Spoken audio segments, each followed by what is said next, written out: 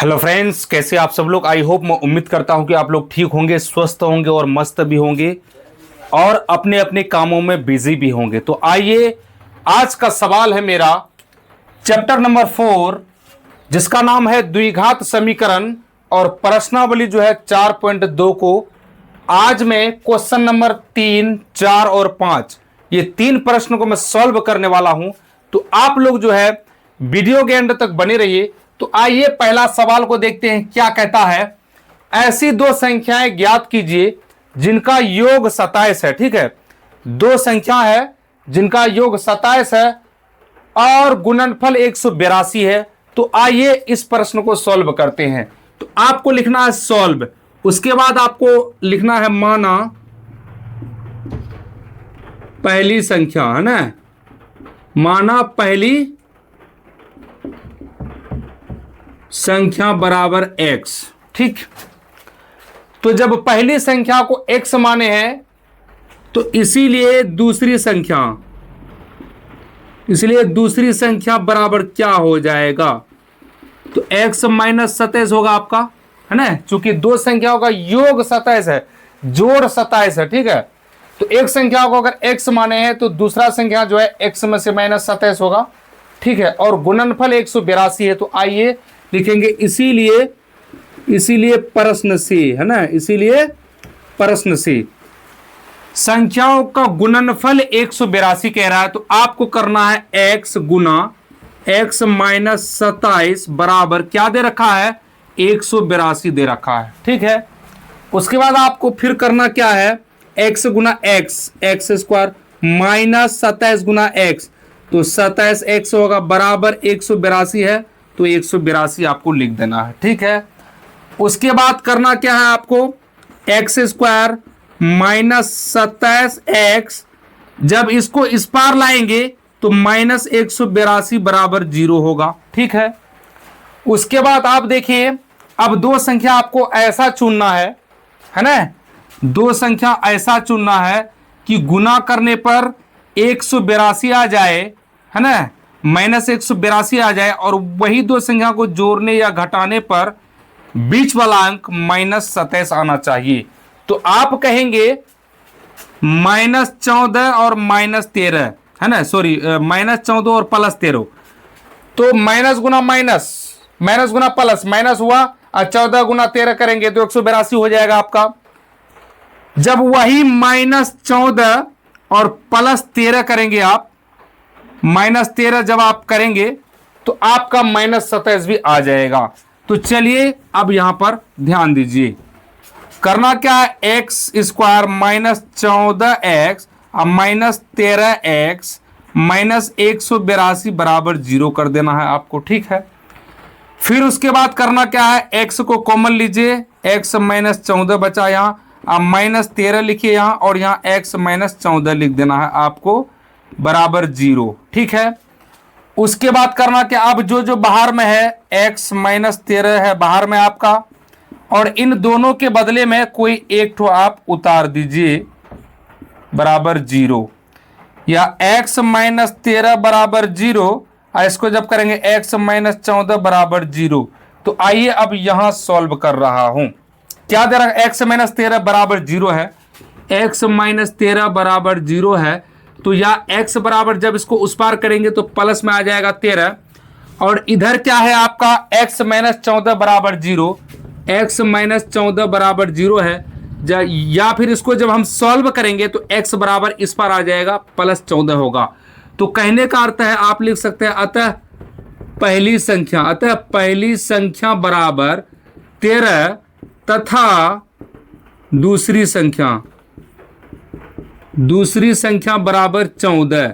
इस तरह से आपको आंसर लिख देना है। आई होप आपको समझ में आ गया होगा। ओके, हाँ, तो आइए अब जो है प्रश्न नंबर 4 को सॉल्व करते हैं।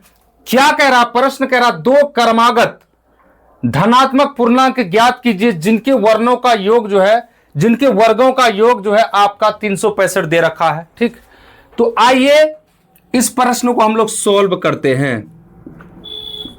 लिखेंगे माना पहली धनात्मक पूर्णांक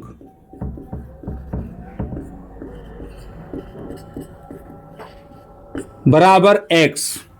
जब पहले धनात्मक पूर्णांक को x माने तो दूसरी क्रमागत, कहने का अर्थ है कि क्रम से, तो क्या होगा, x प्लस 1 होगा।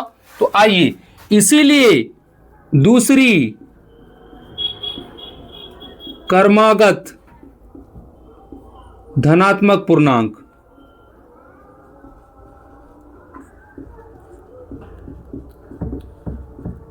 बराबर क्या होगा, x प्लस 1 हो जाएगा आपका। अब करना क्या है, क्या कहता है कि दो क्रमागत धनात्मक पूर्णांक ज्ञात करें। चलिए, हमने मान लिया कि पहला पूर्णांक x है और दूसरा x प्लस 1 है। इन दोनों के वर्गों का योग, दोनों का स्क्वायर करेंगे, जब जोड़ देंगे तो 365 होता है। तो लिखना है आपको, इसीलिए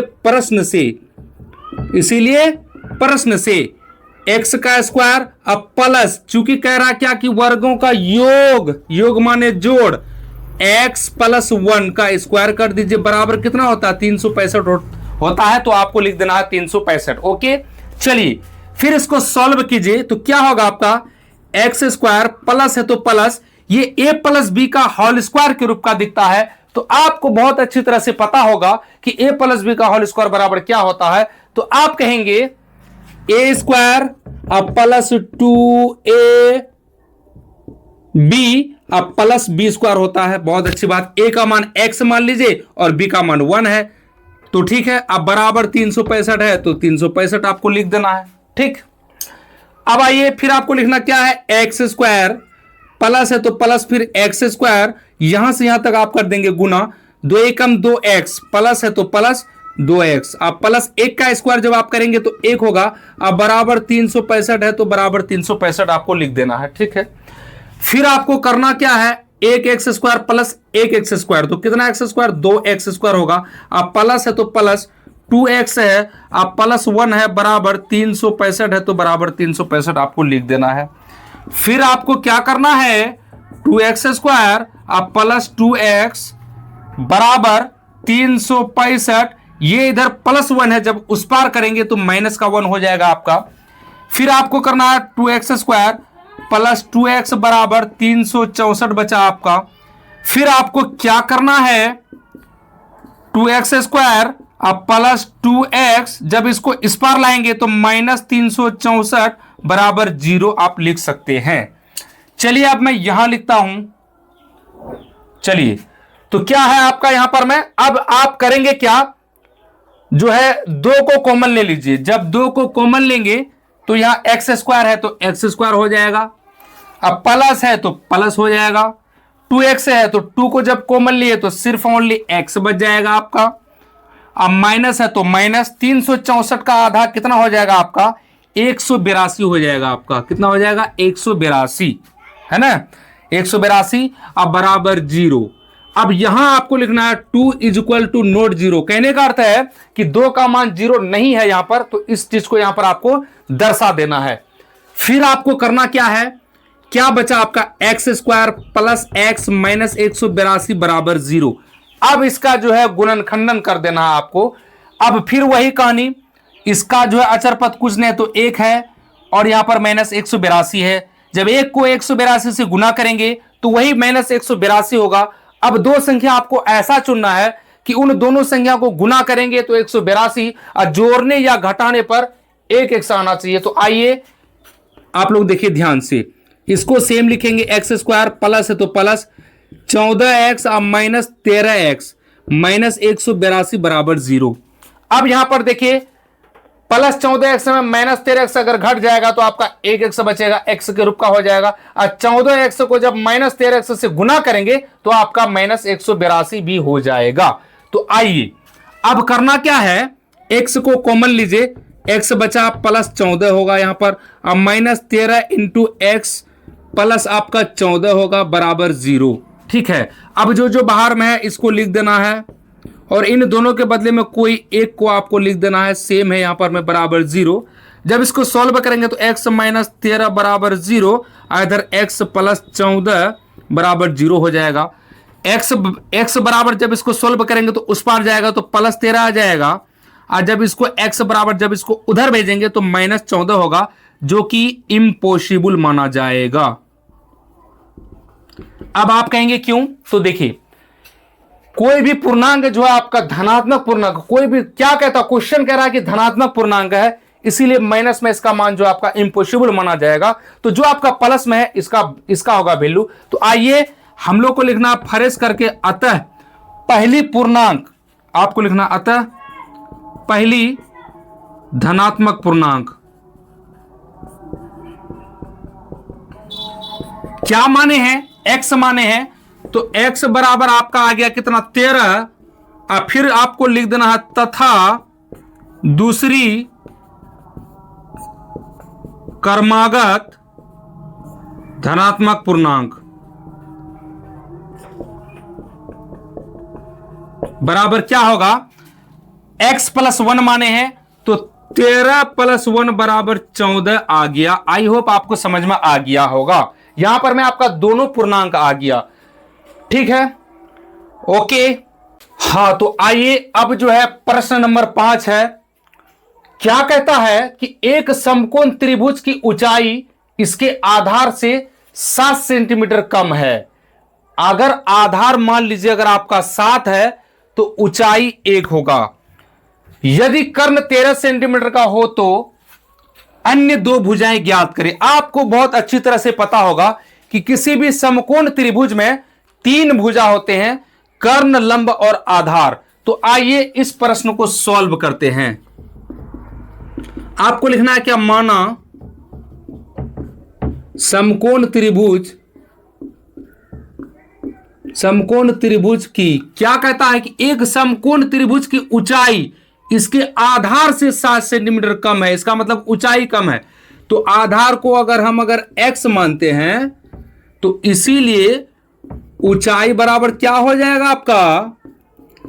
x माइनस 7 होगा, चूंकि ऊंचाई से कम ना है तो इसीलिए x माइनस 7 हो जाएगा। तो आधार से कम है ऊंचाई, तो आधार को x माने हैं तो ऊंचाई क्या होगा? x माइनस 7, क्योंकि 7 सेंटीमीटर कम है। फिर कहता है कर्ण बराबर 13 सेंटीमीटर आपका दे रखा है। यहां पर आप लिख सकते हैं कि कर्ण बराबर 13 cm। यह बात आया कहां से? तो प्रश्न से आपको दे रखा है, ओके। चलिए अब आपको क्या करना है? वी नो दैट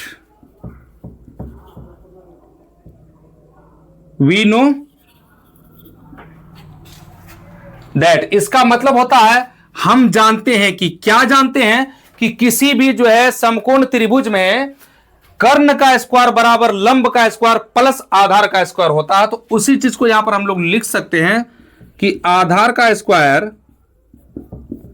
प्लस ऊंचाई का स्क्वायर है ना, बराबर क्या होता है? कर्ण का स्क्वायर होता है। क्या होता है? कर्ण का स्क्वायर। कहने का अर्थ है कि कर्ण का स्क्वायर जो है लंब के स्क्वायर प्लस आधार के स्क्वायर के बराबर होता है, ठीक है। तो आइए आधार क्या माने हैं? हम x माने हैं, तो आपको x का स्क्वायर करना, प्लस है तो प्लस, ऊंचाई क्या है? x माइनस 7, तो x माइनस 7 स्क्वायर है तो स्क्वायर कर देना है। अब बराबर कर्ण है आपका 13, तो 13 का स्क्वायर कर देना है। अब इसको आइए सॉल्व करते हैं, ओके। क्या होगा? x स्क्वायर, अब प्लस है तो प्लस, ये जो है ये वाला भाई साहब जो है आपका a माइनस बी के होल स्क्वायर के रूप का दिख रहा है। तो आपको अगर पूछेंगे कि a माइनस बी का होल स्क्वायर बराबर क्या होगा, तो आप कहेंगे a square minus 2ab plus B square होता है बराबर 13 का जब स्क्वायर करेंगे तो 169 होगा आपका, okay.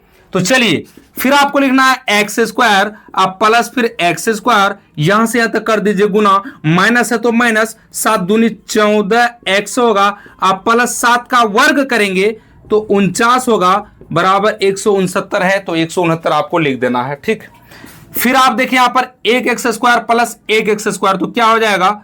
2x square minus 14x plus 49 बराबर 169। फिर आपको करना क्या है? 2x स्क्वायर माइनस 14x बराबर 169, ये जब उधर जाएगा तो माइनस 49 हो जाएगा, ठीक है। चलिए अब यहां सॉल्व करते हैं। फिर आपको लिखना क्या है? 2x स्क्वायर माइनस 14x है ना, 2x स्क्वायर माइनस 14x बराबर 169 में जब 49 घटेगा तो आपका 120 आएगा। ओके, अब आ जाइए यहां पर, या 2x माइनस 14x, जब इसको इस पार करेंगे तो माइनस 120 बराबर 0 हो जाएगा आपका। अब यहां पर गुणनखंडन करना है आपको, इसका अचर पर एक काम करते हैं, इसको जो है शॉर्ट करने के लिए इसको हम कॉमन ले लेते हैं। अगर आप 2 को कॉमन में लेंगे तो क्या बचेगा, x square minus 7x minus 60 बराबर 0।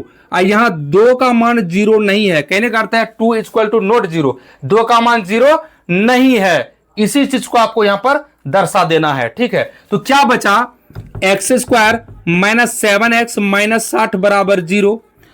अब देखिए इसका अचर पद कुछ नहीं तो 1 है, 1 गुना 60 तो 60 हुआ। अब दो संख्या ऐसा चुनिए कि गुना करने पर 60 तो 12 पंचा 60, और जोड़ने या घटाने पर 7 तो 12 में 5 गया 7। तो आइए क्या हो जाएगा, x square minus 12x plus 5x minus 60 बराबर 0 हो जाएगा आपका। यहां पर मैं अब x को कॉमन लेंगे तो x माइनस 12 और प्लस 5 को कॉमन लेंगे तो x माइनस 12 बराबर 0 होगा। अब जो बाहर में है, क्या बाहर में है, x प्लस 5 है आपका बाहर में, इन दोनों के बदले में एगो कोई ले लीजिए, बराबर 0 कर दीजिए यहां पर मैं, या x प्लस 5 बराबर 0, इधर x माइनस का 12 बराबर 0। जब इसको सॉल्व करेंगे तो x बराबर माइनस 5 होगा, जो कि इम्पॉसिबल माना जाएगा। ठीक है, क्योंकि आपको पता है कि किसी भी जो है समकोण त्रिभुज में उसका जो मान होता है, चाहे वो कर्ण हो, लंब हो, आधार हो, कभी भी माइनस में नहीं होता है। इसीलिए इनमें से जो मान माइनस में आया उसको इम्पॉसिबल मानना है। तो यहां पर जब इसको सॉल्व करेंगे तो x बराबर आपका आ जाएगा 12, क्योंकि वो उस पार जाएगा तो प्लस में आएगा 12। अब आपको क्या कहता है कि अन्य दो भुजा ज्ञात करें, जो माने हैं इसी चीज को यहां पर जो है फरेस करके लिख सकते हैं। यहां पर भी आप लिख सकते हैं कि अतः समकोण त्रिभुज के आधार बराबर, तो अतः आधार बराबर क्या माने, x माने, तो x का मान 12 आ गया तो बराबर 12 सेंटीमीटर आप लिख दीजिए।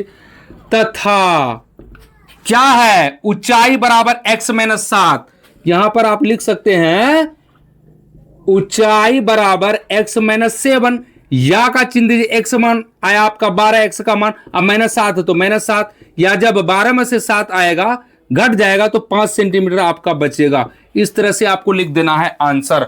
आई होप आपको वीडियो समझ में आ गया होगा।